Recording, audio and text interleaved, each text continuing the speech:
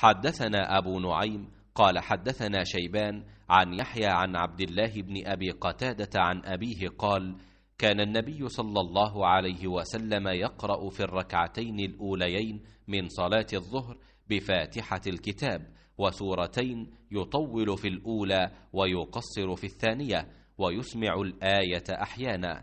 وكان يقرأ في العصر بفاتحة الكتاب وسورتين، وكان يطول في الأولى، وكان يطول في الركعة الأولى من صلاة الصبح ويقصر في الثانية।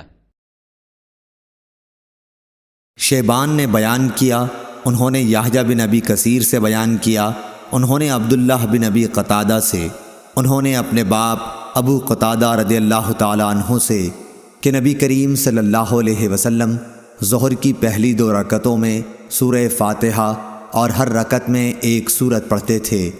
इनमें लंबी क़िरात करते थे, लेकिन आखिरी 2 रकतें हल्की पढ़ाते थे। कभी कभी हमको भी कोई आयत सुना दिया करते थे।